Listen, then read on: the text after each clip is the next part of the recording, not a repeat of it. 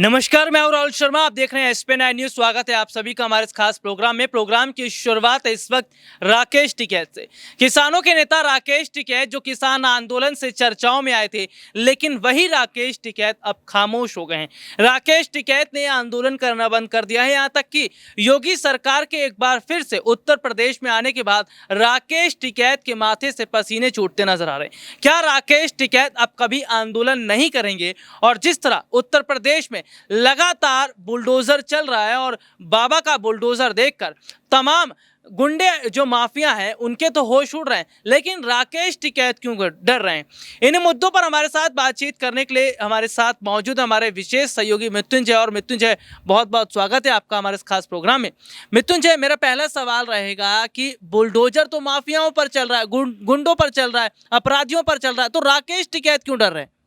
राहुल देखिए, राकेश टिकैत इसलिए डर रहे हैं क्योंकि पहले आप अगर देखें, जब किसान आंदोलन चल रहा था तो ऐसी कई तमाम खबरें सामने आ रही थी कि उनकी भी अवैध रूप से कहीं ना कहीं प्रॉपर्टी है, काफ़ी ऐसी प्रॉपर्टी है जिसका हवाला उन्होंने अभी तक नहीं दिया है, जो किस तरह से उन्होंने कमाई है। क्योंकि अगर जो उनके पिता थे वो भी एक बहुत बड़े किसान नेता थे, उनके वक्त जो उनकी प्रॉपर्टी थी और फिर प्रॉपर्टी के हिस्से भी हुए, उसके बाद वो प्रॉपर्टी कई तरीके से बढ़ी है, लेकिन उसके बढ़ने का राज क्या है, उसके बढ़ने का क्या तरीका है, वो राकेश टिकैत अभी तक देखिए एक बार भी राकेश टिकैत ना के जनता के सामने उसके बारे में एक बात नहीं कही है। वो लगातार इस बात को कहते रहे कि बीजेपी को हटाना है, बीजेपी को हटाना है, लेकिन जब बीजेपी दोबारा सत्ता में आ गई तो ना उनके पास इस बात का जवाब है कि अगर उनका आंदोलन इतना ही कारगर था, किसान इतने ही कारगर उनके साथ खड़े थे, तो फिर बीजेपी सत्ता में दोबारा कैसे आ गई। अच्छा मृत्युंजय, राकेश टिकैत क्या इस बात से खुश हैं एक बार फिर योगी आदित्यनाथ मुख्यमंत्री बने? क्योंकि राकेश टिकैत जैसे और तमाम बड़े नेता थे, विपक्ष के नेता थे, जो ये साफ तौर पर मान रहे थे कि इस बार तो योगी सरकार आने से नहीं रही, लेकिन एक बार फिर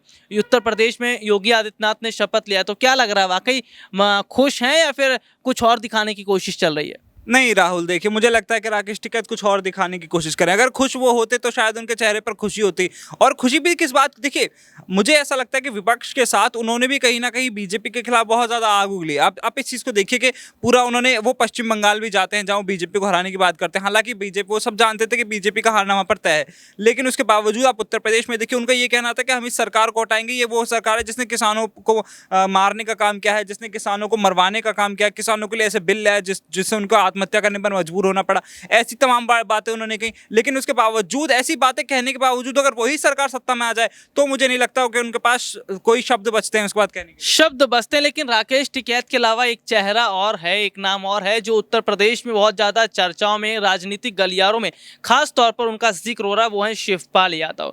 शिवपाल यादव को लेकर खबर है कि वो बीजेपी का दामन थाम सकते हैं। हाल ही में ट्विटर पर उन्होंने प्रधानमंत्री नरेंद्र मोदी को फॉलो किया, जो उत्तर प्रदेश के मुख्यमंत्री हैं योगी आदित्यनाथ, उनको फॉलो किया। अगर शिवपाल यादव का जिक्र करें, क्या लग रहा है मृत्युंजय, अखिलेश से नाराजगी के बाद अब शिवपाल यादव का रुख बीजेपी की तरफ हो रहा है?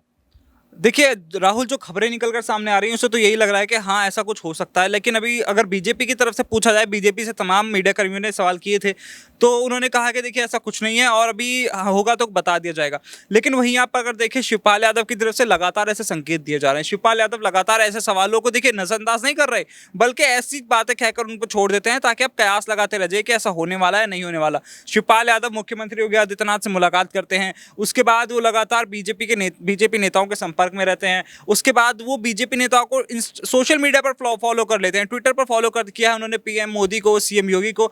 तो ये संकेत देने की कोशिश की जा रही है कि उनकी तरफ से हाँ है, बस बीजेपी की तरफ से हरी झंडी दिखाई देने वाली। अच्छा मृत्युंजय, वजह क्या है कि जो शिवपाल यादव अखिलेश यादव के साथ मिलकर सत्ता में आने का सपना देख रहे थे, अखिलेश यादव की तारीफों के कसीदे पढ़ा करते थे, वही शिवपाल और अखिलेश, उनके बीच वो रिश्ते आ गए हैं जो कई महीनों पहले या कई वर्षों पहले देखने को मिलते थे। बिल्कुल राहुल, देखिए आप देखिए एक चीज़ होती है कि पहले पार्टी को लेकर, पार्टी में अगर देखा जाए तो अखिलेश से पहले अगर देखें तो ज़्यादा दावा कर सकते हैं या कह सकते हैं, या फिर आप इसको कह सकते हैं कि ज़्यादा हक शिवपाल यादव का बनता था। अच्छा, धोखा किसने किसको दिया? देखिए मुझे ऐसा लगता है कि अगर अखिलेश यादव चाहते तो अपने चाचा को रोक सकते थे, लेकिन मुझे ऐसा लगता है कि देखिए बड़े होने की वजह से अगर संगठन को जमीन से खड़ा करने की बात किया, मुलायम सिंह यादव ने मेहनत की, लेकिन कंधे से कंधा मिलाकर शिवपाल भी उनके साथ चले, इसी वजह से पार्टी आज वहां तक पहुंची है। इसी वजह से पार्टी वहां तक पहुंची और ये देखा जा रहा है कि शिवपाल और अखिलेश के बीच जिस तरह का माहौल है उसे देखकर तो ये माना जा रहा है कि 36 का आंकड़ा दोनों के बीच हो चुका है। जो दोनों चाचा भतीजा एक साथ पहले मंच पर आते थे, बातचीत एक साथ नहीं करते थे, तो ये देखा जा रहा वही हालात अब दिखते नजर आ रहे हैं। मृत्युंजय के पास वापस चलेंगे। मृत्युंजय, शिवपाल का रोल यूपी में खत्म हो चुका है, क्या इस वजह से अखिलेश ने नकार दिया? देखिए, मुझे नहीं लगता शिवपाल यादव का रोक उत्तर प्रदेश में खत्म हो गया। अगर आप बिल्कुल ग्राउंड लेवल पर जाएं तो जहां से अखिलेश यादव करहल का इलाका है, जो और भी आसपास के एटा मैनपुरी, वहां के जो ज़्यादातर इलाके हैं, अगर वहां की बात की जाए तो आप देखेंगे जो करीबन 100 पंचायती समितियां हैं जिन पर शिवपाल यादव सीधे तौर पर असर डालते हैं। अच्छा, रोल खत्म नहीं हुआ है तो क्यों समाजवादी पार्टी के टिकट पर चुनाव लड़ा? देखिए, समाजवादी पार्टी के टिकट पर चुनाव नहीं लड़ा, उन्होंने सिर्फ अपनी पार्टी का गठबंधन उनके साथ किया। अभी भी उन्होंने, देखिए आपने देखा, कहा कि टिकट पर चुनाव लड़ा, तो गठबंधन टिकट पे तो किसी के पे भी चुनाव लड़ा जा सकता है। लेकिन उनकी अपनी भी तो पार्टी है। बिल्कुल, उनकी अपनी पार्टी है, तो फिर तो मैं भी पूछ सकता हूँ कि समाजवादी पार्टी को उनकी जरूरत क्यों पड़ी। सोचने वाली बात तो ये भी राहुल। शिवपाल खुद चल कर आए थे, अखिलेश ने तो बुलाया भी नहीं था। नहीं राहुल, आप अगर ध्यान से देखें तो अखिलेश यादव को ज्यादा जरूरत थी शिवपाल यादव की, क्योंकि आप देखिए जिन 100 पंचायत समितियों की मैं बात कर रहा हूँ वहां पर भी गठबंधन की जीत हुई है। और अगर ऐसा नहीं होता और वही वोटर अगर बीजेपी के पास चले जाएंगे तो अखिलेश यादव के लिए मुश्किलें खड़ी हो सकती हैं। जितना वोट अखिलेश के नाम पर पड़ा है, शिवपाल के नाम पर तो कहीं भी दिखता नजर नहीं आया। वोटों का अगर अंतर देखा जाए तो यादवों का जो ज्यादातर वोट है वो अखिलेश के चेहरे पर पड़ा है। ऐसे में माना जा रहा है कि शिवपाल का रोल बहुत हद तक खत्म कर दिया अखिलेश ने। देखिए, आप अगर देखें तो बुंदेलखंड और इस तरफ के जो इलाके हैं वहां पर जो वोट पड़ा है वो शिवपाल यादव के चेहरे पर पड़ा है, वहां का वोट अखिलेश के चेहरे पर नहीं पड़ा। अच्छा, मुलायम का क्या फैसला रहने वाला है? राहुल, अगर मुलायम के फैसले की बात किया तो देखिए, मुझे ऐसा लगता है मुलायम तो यही सलाह देंगे अखिलेश यादव को कि कुछ भी करके बीजेपी की तरफ जाने से रोक लिया जाए शिवपाल यादव को, चाहे कोई उनको नेता प्रतिपक्ष के का पद दिलवाना पड़े, चाहे कुछ भी। लेकिन अगर वो बीजेपी की तरफ चले जाते हैं तो फिर, क्योंकि बीजेपी देखिए ऐसे नेताओं को बड़े पद देने में, क्योंकि देखिए बहुत कद्दावर नेता है शिवपाल यादव, उत्तर प्रदेश की राजनीति में अच्छा खासा कद रखते हैं और समाजवादी पार्टी छोड़कर आए तो आगे के रास्ते उनके लिए अगर बीजेपी में हो सकता है सुनहरा भविष्य रखते हैं। लग रहा है अपर्णा के बाद अब शिवपाल की भी पारी शुरू होगी बीजेपी के साथ।